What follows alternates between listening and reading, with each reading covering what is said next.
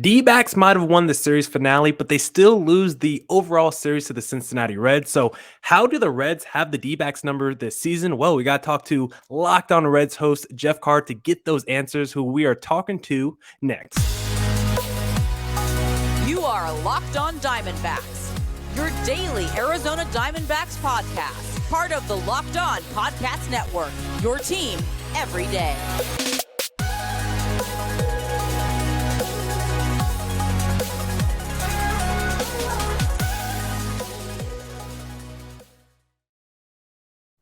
Welcome into the Locked On Diamondbacks podcast, part of the Locked On Podcast Network, your team every day. You're listening to who? Miller Thomas. I'm a multimedia journalist and I'm a graphic designer. So please go check out my website, millerthomas24.myportfolio.com. On there you can see all my latest work, from my packages to my articles to my photos and my graphic design. If you want to see more content by me, just follow me on Twitter at CreatorThomas24 for my personal account, or just look up Locked On Diamondbacks on both Twitter and Instagram for the podcast handle. And today's episode is brought to you by Sports Card Investor. Download the Sports Card Investor app today and easily browse over 630,000 cards from every sport, with hundreds more added each week. Available for free in the Google Play and Apple stores, or just go to sportscardinvestor.com/locked on. And of course, thank you for making Locked On Diamondbacks your first listen every day. Would not be able to do this podcast without you, my loyal listeners, sharing, subscribing, reviewing.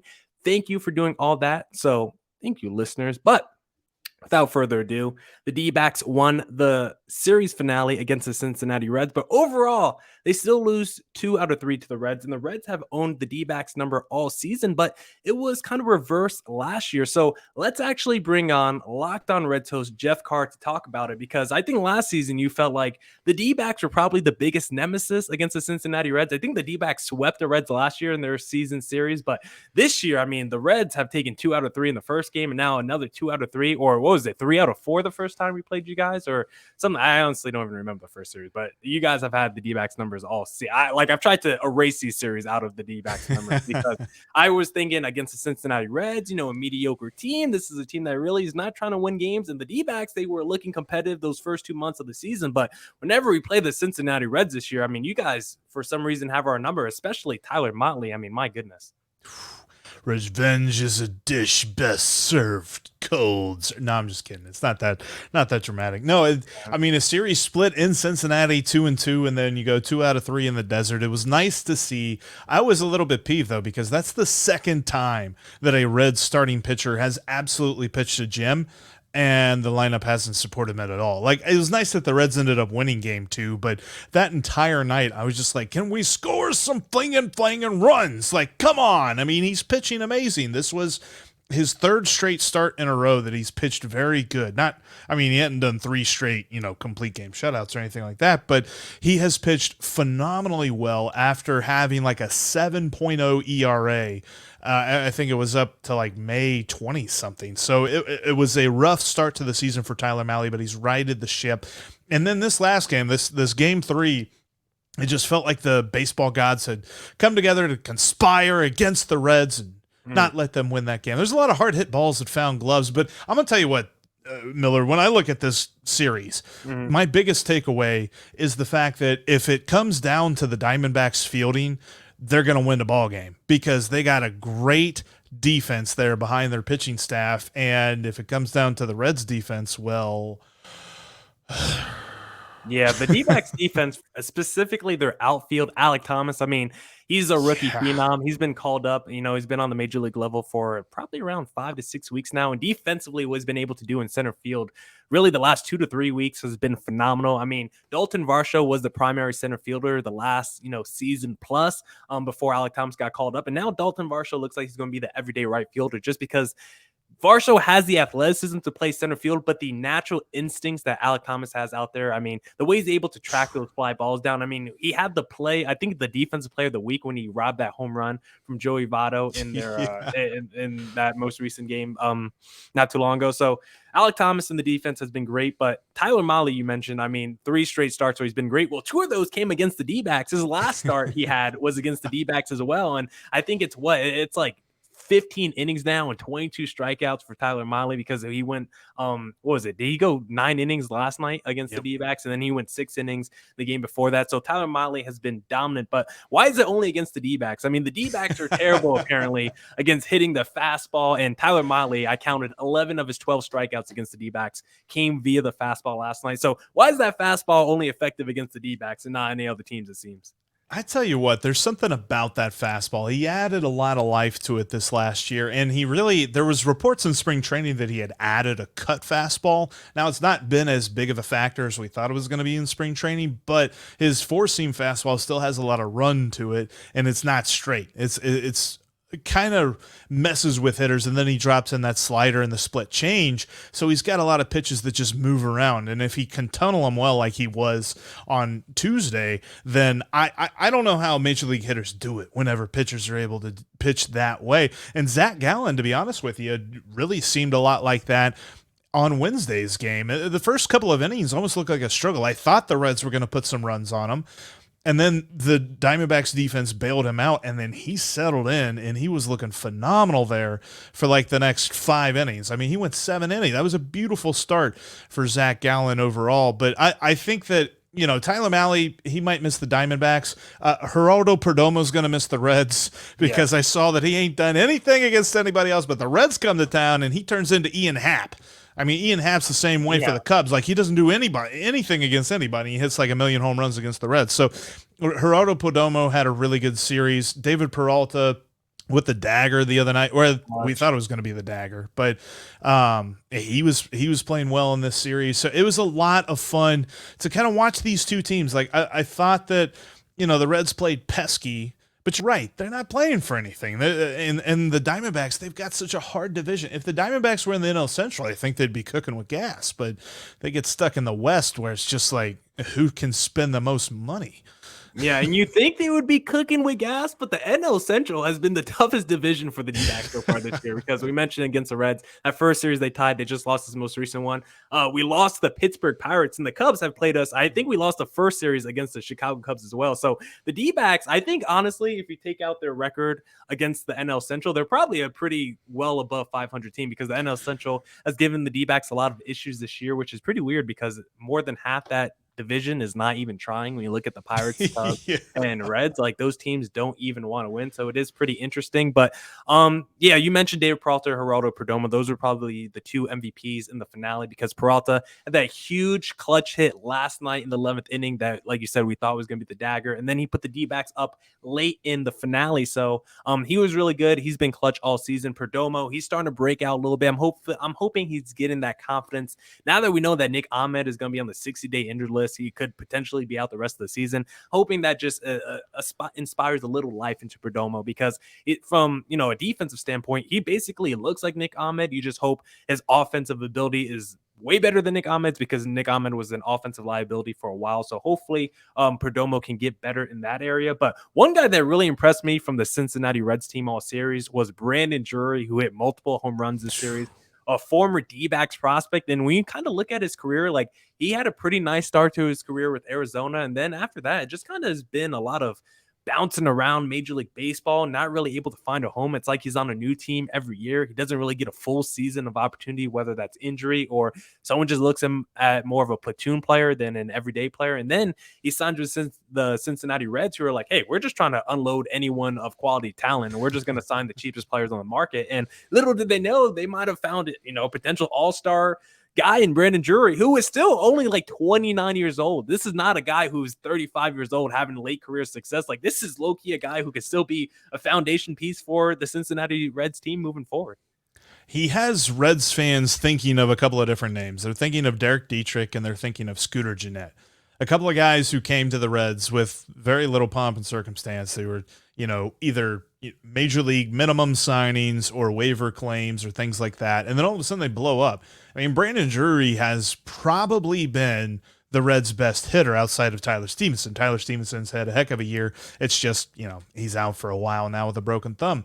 When you look at Brandon Drury, though, I think that my co-host Stephen Offenbaker, he had it exactly right when he said that Brandon Drury is the position version of Dan Straley. Dan Straley is a pitcher that the Reds got I want to say it's like 5-6 years ago. It's funny because like you think of a time and you're like, oh, it was yesterday. No, it was 4 years ago. That's about where Dan Strelly was, but there was no expectations for him, and he ended up leading the team in pitching, and they flipped him at the deadline for a dude named Luis Castillo, and I think that they might be able to do that if Nick Kroll is savvy enough, and this will be a huge test for him because up until this point, I don't see any sort of thing that will indicate he could do this, but he could flip Brandon Drury for the kind of future prospect that, you know, maybe he turns into a Luis Castillo, or maybe he just turns into a nice depth piece for a major league franchise that's trying to win in a couple of years. But Drury has really just absolutely got, I'm going to start making the case on Friday that he should be an all-star. And it's hilarious to think when he came out of nowhere, and whenever the Reds added him, I'm just like, who's this guy? All right, whatever. He's on the roster. Sure. Yeah, that would be crazy if Brandon Drury turned into an all-star. And I think the point you're making about the Reds maybe unloading these guys like Brandon Drury and Luis Castillo, because that's why I want to ask you next, Jeff. What do you think this Reds team could do at the MLB trade deadline, whether you think they're going to be sellers or not? Because we've heard a lot of rumors about Luis Castillo, maybe to the Yankees or any of these other World Series teams. So I want to get your opinion about that. But before we get there, Jeff, have you heard about this new little thing called Sports Card Investor? Oh, yeah, Miller. This thing is awesome. I love me some baseball cards, and it gives me all the values, all of the market trends when you're talking about top players and things like that. Is a lot of fun to check out and to see what kind of action you can get. Maybe you can get a cheap deal on a guy who's had a struggling couple of weeks, but you know he's going to be a stud coming up. Like, just a lot of great stuff on this app that you can check out for some great baseball card stuff. Yeah, let me tell the listeners real quick, because welcome to the world of sports cards reimagined. The Sports Card Investor app is the hobby's most powerful resource. Quickly check the value of your favorite cards, find great deals, and profit from the hobby you love. Available completely free in Google Play and Apple App Stores. The Sports Card Investor app is a must-have for baseball fans. It's completely free, like I mentioned. Easily browse over 630,000 cards from every sport. Check the latest values of your favorite cards with 7-day or 30-day charts. Find the best prices and buy directly through the app with our eBay deals feature. So this sports card app is absolutely phenomenal. Download the Sports Card Investor app today, available for free in the Google Play and Apple App Stores, or just go to sportscardinvestor.com/lockedon. And we have an important favor to ask you. We've put together a survey so we can learn more about the listeners like you and make your favorite Locked On podcast even better. This is your opportunity to tell us what you like and don't like about Locked On Podcasts. Go to lockedonpodcast.com/survey right now to get started. It won't take very long, and everyone that completes the survey can qualify for a chance to win one of 10 $100 Ticketmaster gift cards. To take our audience survey, go to lockedonpodcast.com/survey. Thanks for your help. Now, we got Jeff Carr of Locked On Reds here because the Reds just beat down the D-backs in a series. The D-backs were able to win the finale, but the first two games of the series did not go the D-backs' way. But I do kind of want to ask, because they shouldn't be winning games like this, Jeff. Like the Reds should be trying to lose every game. We saw what they did during the offseason when they unloaded so much talent from Amir Garrett to just basically letting Wade Miley go, who is arguably their best pitcher last season, trading the Winkers of the world. Like, you know the whole deal. You're the Locked On Reds guy, you know. So tell me and us D-backs listeners, what is the direction of this franchise? Are they going to be sellers at the deadline? Are they going to be moving off the Luis Castillos and the Brandon Drurys, like you mentioned, the Tyler Motleys? Or are they like, you know what? We're having maybe a better season than we might have even anticipated. We found some hidden gems with the Brandon Drurys of the world, and maybe if we could find a couple more guys like that, maybe we get a little bit aggressive at the deadline, try to add some talent to this roster, maybe not to compete this year, but at least get that foundation going for the next couple of years. It's crazy to think because the Reds were a competitive team last year. They were just out of the playoff spot. And if the extra wild card spot would have been enacted last year, they would have made the playoffs. So the fact that they were just like, nah, we don't want to pay anybody anymore. And they gave away Wade Miley. They gave away Tucker Barnhart. They gave away, I mean, they didn't give away Jesse Winker and Eugenio Suarez, but it was still just a shock to the system. Whenever they made those trades, you're thinking, okay, all right, they're selling off, they're rebuilding. But then they traded for Mike Minor, who has a $9.5 million contract. And then they signed Tommy Pham to a $9 million contract. And it was like, okay, what are you doing? Like, you basically just spent the money that you got rid of. Like, what is the point here? What are we doing? And reports came out from one of the Reds beat writers, Charlie Goldsmith, the other day, that the Reds front office is attacking the trade deadline as an opportunistic seller, not as a Cubs team from last year that just got rid of everybody, not as, the Astros, whatever, 6-7 years ago, whenever they tore everything down and rebuilt it. They're saying, no, we want to remain competitive while still retooling. Now, part of that is at least understandable. They've got a lot of guys that are coming through the minor leagues that should be up here in the next 2 years that really have this team looking tantalizing for 2024. The other thing that's really annoying, though, about that, Millard, is that ever since this ownership group that took over, the Castellini group, and then there's like 16 other guys that are part of this, but the Castellinis are the majority owners, they've never gone all in on one direction. It's always been like, all right, we're really close to competing. This is what we need. If we get this, we're going to win. That costs too much. We're not going to do that. Or, all right, there's no chance. We're not competing. We're not making the playoffs. All right, we'll trade off 3 guys. Well, what about the others? No. We need them, because if we don't have them, then people don't come to the ballpark. I wish they would pick a direction, but it's very evident that ownership meddles and ownership changes its minds. And we never see one plan go for very long. So whatever the plan is today might very well change by the end of the trade deadline, which is randomly August 2nd this year. I was reading that. I was just assuming it was July 31st, and it's like August 2nd or something like that. But I don't expect the Reds to trade anybody, which is a hilarious thing to say because it seems pretty obvious they should trade Luis Castillo and Tyler Mahle. Yeah, so who is steering this ship if owners meddling too much? Is it, the owner's kind of the one directing all these trades and signings? Does the GM really have any power there? Like, I don't even know who the Reds GM is and how long have they even been there, because I'm not too sure. Like, that's the part that doesn't make any sense to me, just as an outside observer, because they just seem to let go of so much talent this offseason. And I know you got to replace some of that talent, so it kind of makes sense why you still go out there and get the Mike Minors and stuff. But I think it would have made more sense just to keep the talent you had last year and then add the Mike Minors and Tommy Phams, who are not on crazy contracts, so you could at least build off the almost playoff season you had last year and then maybe actually make the postseason this year. Like, I don't understand why the Reds try to retool, I guess. Like, do they feel like the players that they had last season just didn't work with the franchise? Like, what is the Reds philosophy when it comes, or is there just no philosophy in that franchise? Honestly, I'd love to say that there is one, but I'm not sure. When you're talking about the guy that's pulling the strings, it's definitely the ownership. And I don't necessarily know that it's Bob Castellini anymore. I think it's moving more toward his son, Phil Castellini, who has become ultra famous in the city of Cincinnati for telling everybody on the home opener day, where else are you going to go? And there's just so much crap that came out of that. But it's very evident to me because I spend my entire life watching the Reds. I don't know why I chose to do this. This is what happened. This life chose me. You know how it goes.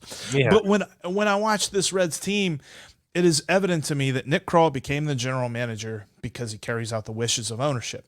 The guy who was there before, Dick Williams, thought for himself, fended off ownership and kept the door shut while he tried to build a team over here with his other hand. And he just got tired of holding both, trying to hold everything up and balance all of the different acts and stuff like that. So he stepped away.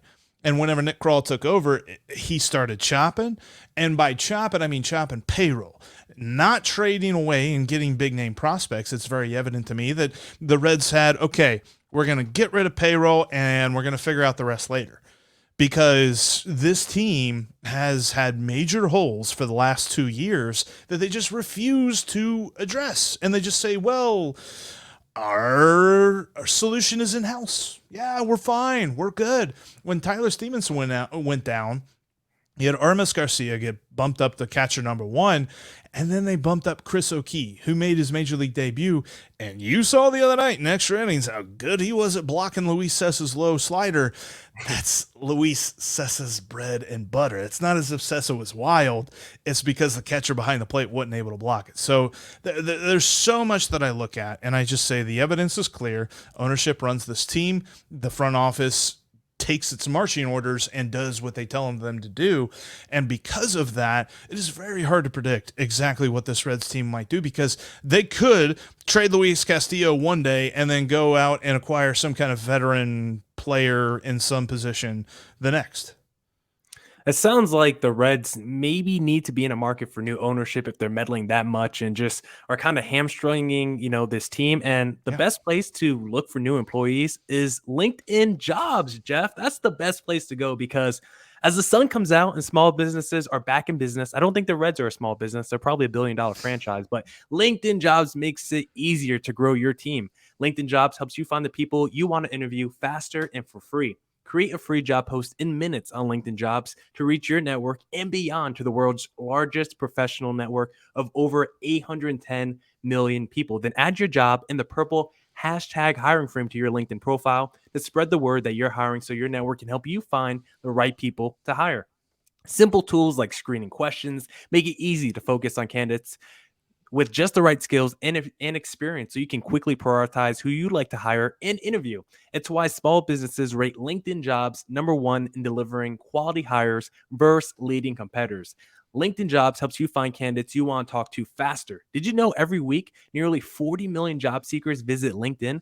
Post your job for free at linkedin.com/lockedonmlb. That's linkedin.com/lockedonmlb to post your job for free. Terms and conditions apply.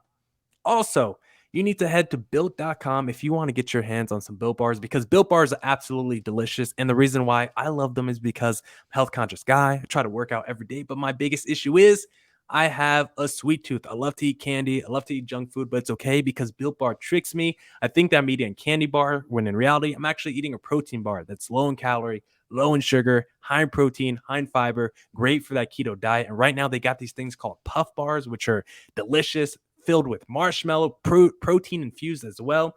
Just fluffy, delicious, and of course covered in 100% real chocolate, soft and easy to chew like all Built Bars. And if you want to get your hands on some Built Bars of your own, just go to built.com. Use promo code LOCK15 for 15% off your next order. That's promo code LOCK15 for 15% off at built.com.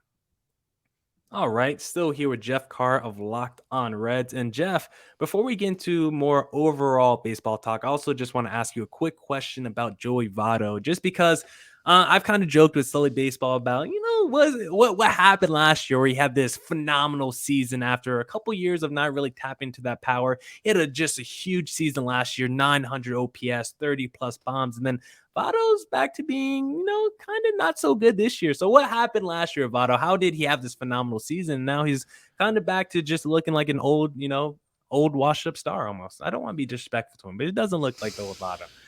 No, and a lot of it here recently has just kind of been unlucky. He's still hitting the ball. He's got a very nice exit velocity, average exit velocity, and things like that.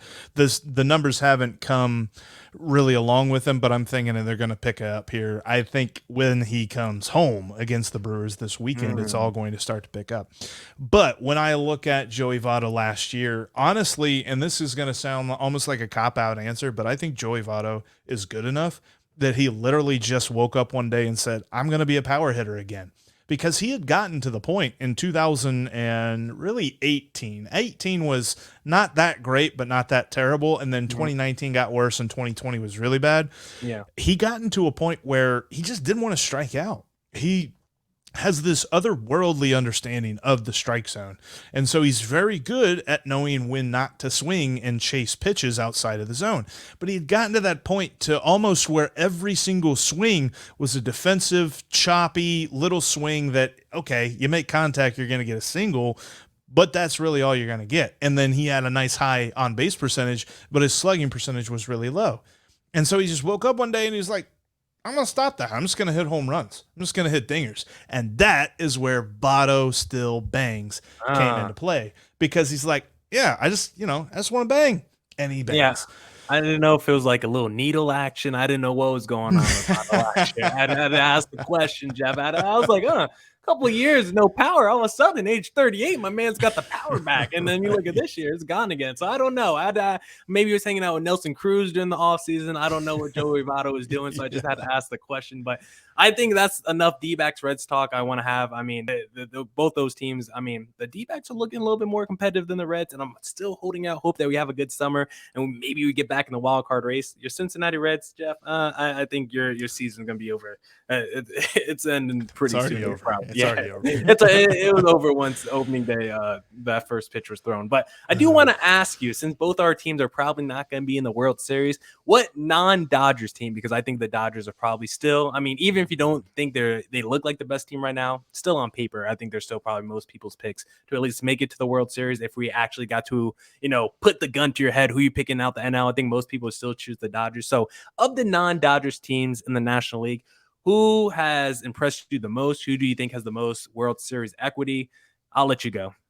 The New York Mets. I think that they are the most complete team, and especially if Edwin Diaz can stay healthy, because with Edwin Diaz, that bullpen has a very nice hierarchy. I think Edwin Diaz is one of like the few, maybe 3 bona fide closers that are left in this league. I mean, there's guys that get the label closer, and there's guys that are the best bullpen arm on their team, but there's not the bona fide closer like you have with Edwin Diaz. And I think that it's like him and Josh Hader. Yeah, that's who I was thinking. I was like, who else? Yeah, like a few years ago. He's kind of washed now. Jansen a few years ago, but not too many guys. And you said. Yeah. I mean, you can maybe make an argument for Jansen, but I think that he's not even the closer on his own team. So I think that that's over. Overall, though, as long as he stays healthy and as long as that lineup continues to produce as just ridiculously as they have done, I think that the Mets have a real shot. I think we could be talking about a Subway Series for this World Series. Who you thinking? Yeah, I think the Subway Series. Now, let me just ask you real quick before I tell you who I think it is.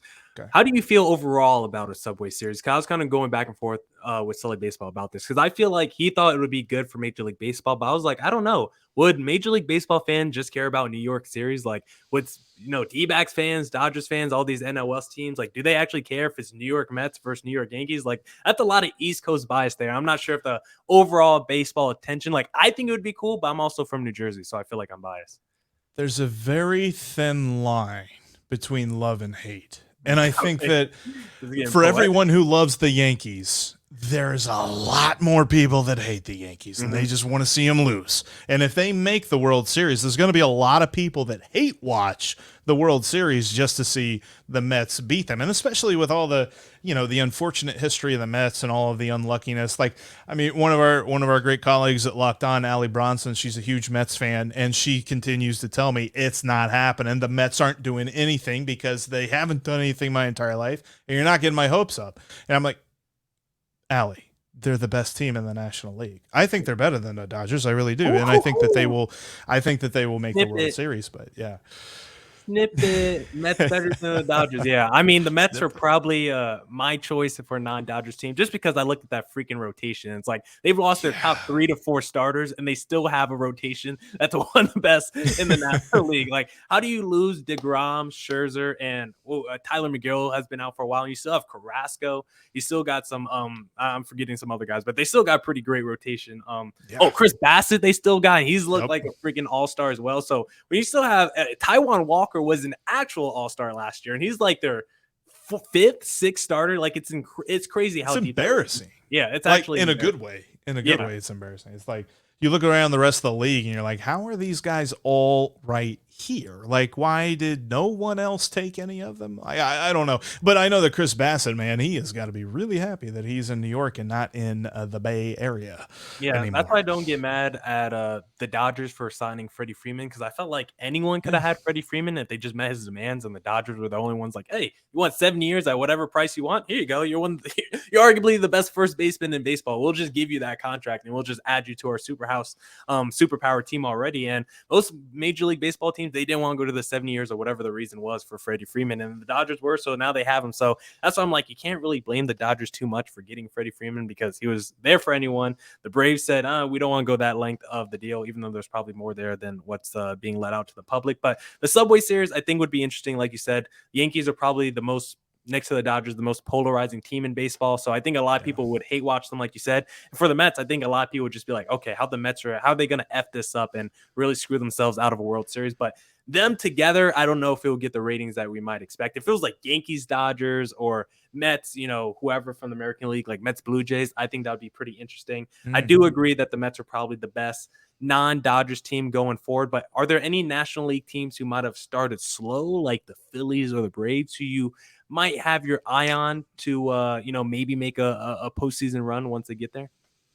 I definitely think the Braves have a shot, although they showed why, even though they're in the middle of a 13-game winning streak, they still are flawed, and it's just health. Like, I mean, and it's unfortunate because that's a really dumb way to analyze any team. It's just like, well, if they're not healthy, but if Ozzy Albies is going to miss significant time, that's going to be a huge blow to that team. Now, they got Acuna back, which is huge, but how healthy can they stay? Without Acuna last year, they won the World Series. So this is kind of a strange argument for me to make, but I still look at them and I say, they could be very interesting if they get Albies back. I think that the other team in the National League that you got to look at, and I really hate to admit this because God knows I don't like this team, but the St. Louis Cardinals. I mean, God, they are put together so well when you look at their starting rotation, their lineup, their bullpen is pretty decent too.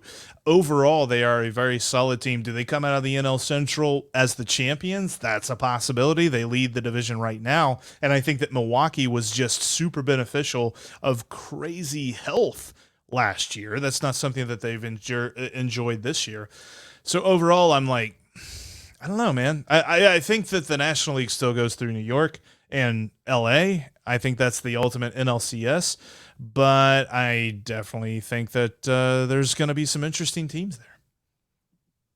Okay, I'm not gonna lie to you, Jeff. You probably cut out those last 3 minutes because my Wi-Fi dropped. Yeah, so I don't think I probably got you on those last 3 minutes. But either way, I know you made a fantastic point, Jeff. You're a well-read guy. You watch a lot of baseball, so no matter what you said, I'm sure you still got it on your end. So maybe you can send me your half of the audio.